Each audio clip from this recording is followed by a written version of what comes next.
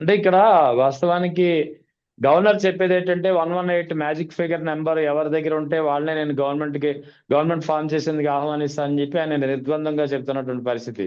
కానీ ఇదే బీజేపీకి సంబంధించినటువంటి పరిణామాలు గతంలో జరిగినటువంటి ఒకసారి పరిశీలిస్తే గోవా, మణిపూర్ లో సింగిల్ లార్జెస్ట్ పార్టీగా అప్పట్లో కాంగ్రెస్ ఉన్నా సరే అక్కడ ఉన్నటువంటి నజ్మా హెప్తుల్లా గవర్నర్ కానీ వేరే గవర్నర్ కానీ గోవాలో బీజేపీకే గవర్నమెంట్ ఫామ్ చేయాల్సిందిగా ఆహ్వానించిన పరిస్థితి. అటు కర్ణాటకలో కూడా యడ్యూరప్పని గవర్నమెంట్ ఫామ్ చేయాల్సిందిగా ఆహ్వానించిన పరిస్థితి. స్పష్టమైన మెజార్టీ ఎవరికి లేకపోయినా సరే.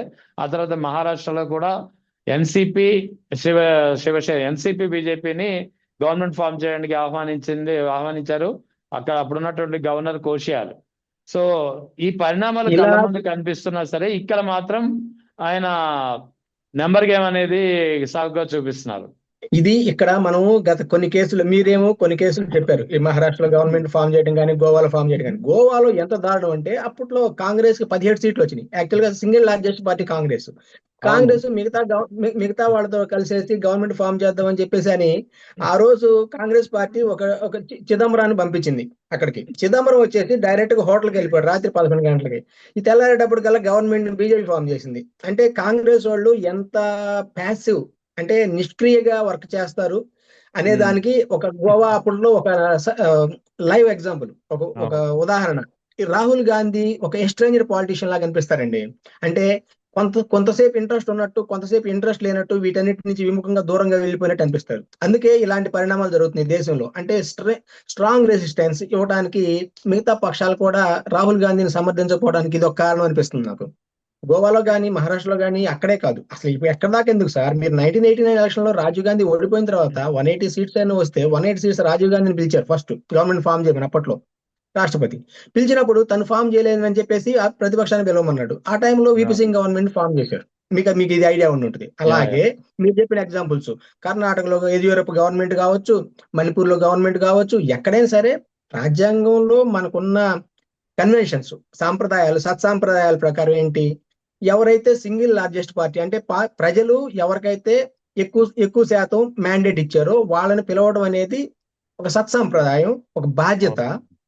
వ్యవస్థల్ని నిలబెట్టడానికి, వ్యవస్థల్ని కాపాడాల్సిన అవసరం ఉంది. ఎందుకంటే మనం చదువుతాం కదండి మన తెలుగులో, సత్యం వద ధర్మం చెర అని, వృక్షో రక్షత రక్షత అని, లేకపోతే ధర్మం నువ్వు రక్షిస్తే ధర్మం నిన్ను రక్షిస్తుందని, ఇలాంటివన్నీ జరిగేవి గతంలో. ఈవెన్ నాకు కూడా ఎంతో కొంత ఆర్ఎస్ఎస్ వెళ్ళిన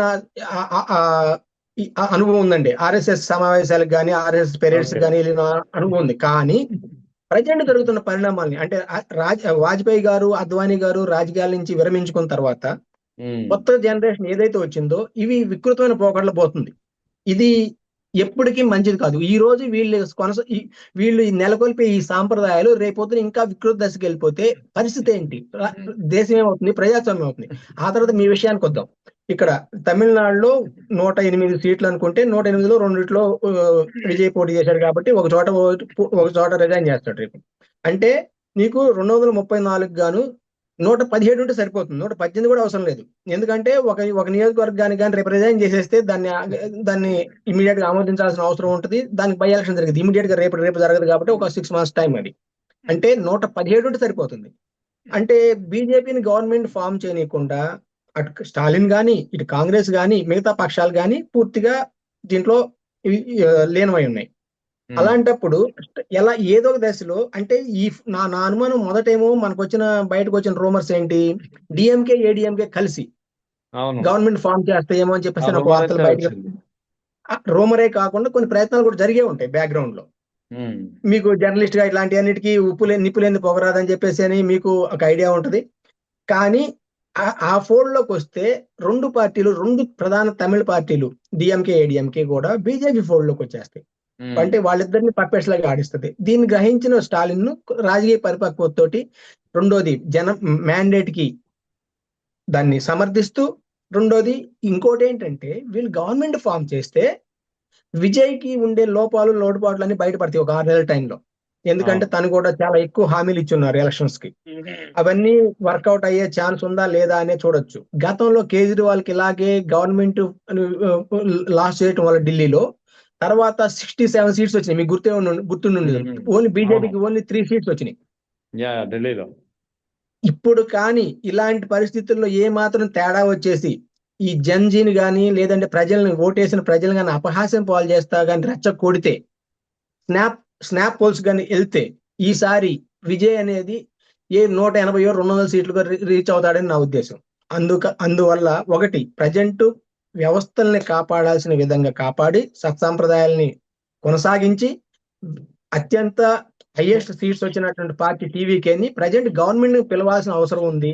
లేదంటే ఇక్కడికిక్కడ స్టేట్ ఒక్కటే ప్రాబ్లం కాదు, ఈ తమిళ జాతీయవాదం విస్తృతంగా ఉంటుంది. అసలుకే వాళ్ళు మా డబ్బంతా నార్త్ వాళ్ళు తీసుకెళ్లిపోయి మాకు రిటర్న్ వచ్చేదంటే మాకు చాలా తక్కువ వస్తుందని చెప్పేసి వాళ్ళు ఏది వాళ్ళు దాదాపు ₹80 అని సెంట్రల్ గవర్నమెంట్ కి ఇస్తే వాళ్ళకి వస్తుంది ₹1 మాత్రమే.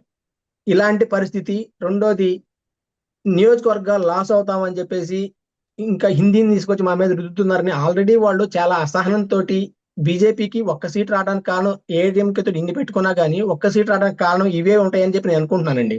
అయితే ఇక్కడ అన్నాడీఎంకే అన్న పార్టీ అనేది వాస్తవానికి స్థానిక ప్రాంతీయ పార్టీ, స్థానికంగా ఉన్నటువంటి స్థానిక భావోద్వేగాలు కావచ్చు, స్థానిక అంశాలు కావచ్చు, తమిళ భావోద్వేగాల ఆధారంగా ఏర్పడినటువంటి పార్టీ.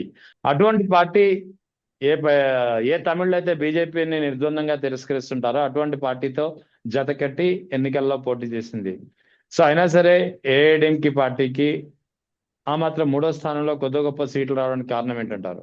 ఇది యాక్చువల్ గా నాకు ఒక మిత్రుల ద్వారా గానీ కొన్ని విషయాల ద్వారా గానీ తెలిసింది ఏంటంటే, ఇక్కడ విజయ్ ఒక్కడే కాదండి, అక్కడ ఇంకో హీరో ఉన్నారు చూడండి అక్కడ, ఒక రేసర్ అజిత్ గాని లేదంటే ఇక కార్తీక్ కానీ ఇలాంటి వాళ్ళు ఎవరు పెట్టేసి ఈ స్పేస్ ని ఆక్యుపై చేయాలని చూసినా కానీ వాళ్ళకి ఎంతో కొంత ఆదరణ లభించే అవకాశాలు ఉన్నాయని చెప్పేసి ప్రజెంట్ ఏంటంటే తమిళనాడులో ఉన్న సంక్లిష్టత, 2 పార్టీలు పూర్తి ప్రాంతీయ పార్టీలు బాగా అవినీతిమయం. రెండోది నెపోటిజం, బంధుప్రీతి, విపరీతమైన బంధుప్రీతి. అంటే వాళ్ళకున్న వాళ్ళ కొడుకులు వాళ్ళే. ఇప్పుడు స్టాలిన్ తీసుకొచ్చి ఉదయనిధి స్టాలిన్ ని డిప్యూటీ సీఎం చేయడం అనేది చాలా మందికి నచ్చలేదు. రెండోది హిందూ వ్యతిరేక భావాలు రెచ్చగొట్టడం గాని ఇలాంటి ఎన్నెన్నో చేసింది. అలాగే ఏఐడిఎంకే కూడా జయలలిత తర్వాత అలాంటి అలాంటి టాల్ ఫిగర్ ఎవరు లేరు, అలా యాంప్లిఫికేషన్ ఉన్న లీడర్స్ గాని. తర్వాత వీళ్ళందరినీ పళనిస్వామిని కానీ లేదంటే పన్నీర్ సెల్వన్ కానీ ఇలాంటి వాళ్ళందరినీ కూడా బీజేపీ అప్పటి నుంచి జైలలిత చనిపోయిన దగ్గర నుంచి శశికళను జైల్లో పెట్టిన దగ్గర నుంచి ఎలా ఆడిస్తుంది అనేది అందరికి అర్థమవుతా ఉంది కదండి రమణ్ గారు. అలాంటప్పుడు ఏఐడిఎంకేకి అన్ని సీట్లు రావడానికి కారణం ఏంటంటే వాళ్ళకంటూ స్ట్రాంగ్ బేస్ ఉంది.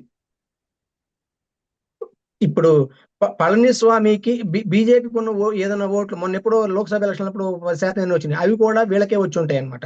ఏఐడిఎంకే పడ్డాయి కానీ ఏఐడిఎంకే ఓట్లు మాత్రం అటు మూవ్ కాలేదు. ఎందుకంటే అన్నామలైని పార్టీని బిల్డ్ చేసుకుంటూ వచ్చాడు, కానీ సేమ్ అన్నామలై పళనిస్వామి ఇద్దరు ఒకే కమ్యూనిటీకి సంబంధించిన వాళ్ళు. అలాంటప్పుడు ఏమవుతుందంటే పోటీ ఎదురవుతుంది, బీజేపీ వైపు మూవ్ అవుతారేమో అనే ఉద్దేశంతో బీజేపీకి ఎక్కువ సపోర్ట్ దొరుకుతుందని చెప్పేసి అనుకొని పళనిస్వామి ఏం చేశారు, తన వ్యూహంలో భాగంగా అన్నామలైని పక్కకు చేస్తేనే మనకి కుదురుతుందని చెప్పేసి తనకి కాస్త సాఫ్ట్ కార్నర్ ఉన్నటువంటి నయనార్ నాగేంద్రని బీజేపీ అధ్యక్షుడిగా చేయించింది.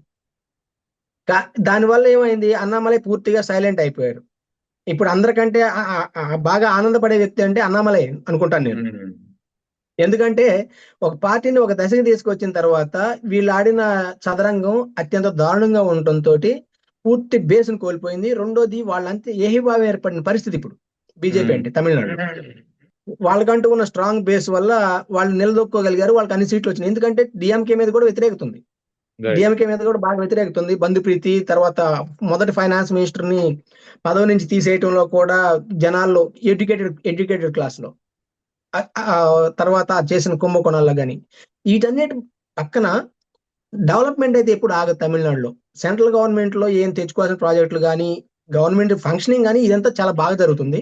అట్ ది సేమ్ టైం వాళ్ళంటూ అవినీతి అక్రమాలు దాదాపు ప్రాంతీయ పార్టీలకు ఉండే ప్రతి అవలక్షణం అక్కడ వాళ్ళ దగ్గర అందరికంటే విచ్చలవిడిగా పురివిప్పి ఆటలాడుతున్నారు. అందువల్ల ప్రజెంట్ సిస్టమ్ మీద ఏహిభావంతో కొత్తగా ఎవరైతే వచ్చారో విజయ్, రెండోది తను చాలా సామాన్యంగా కొత్త రకమైన పాలిటిక్స్, ఎవరిని ఎక్కడ విమర్శించే విషయంలో హద్దులు దాటలేదు, హద్దులు కాదు అసలు పూర్తిగా ఎలాంటి ఇబ్బందికరమైన లాంగ్వేజ్ యూజ్ చేయలేదు, మన దగ్గర యూజ్ చేసే లాంగ్వేజ్ ని. రెండోది గౌరవప్రదమైన రాజకీయ ప్రచారం చేశాడు కాబట్టి, అండ్ జెన్జీలో ప్రజెంట్ యూత్, తన అభిమానులు అందరూ కలిసేసి విజయ్కి ఆ అవకాశం ఇచ్చారు. అది ప్రజాభిప్రాయాన్ని ప్రతిబింబించింది అనమాట. అందువల్ల విజయ్ని ఖచ్చితంగా ఆహ్వానిస్తేనే మనకి ఇప్పుడు ఏది దేశంలో ఉండే మేధావులందరూ ఎప్పుడైతే అప్పుడు మాట్లాడకపోతే, విజనరీలు అంటారు, ఇంకోటి అంటారు, వ్యవస్థలను కాపాడాల్సి వచ్చినప్పుడు వాళ్ళు మాట్లాడకపోతే వ్యవస్థలను కోల్పోయే అవకాశం, తద్వారా రాజకీయ అంతర్యుద్ధాలకి దారితీసిన వాళ్ళు అవుతారు అనమాట.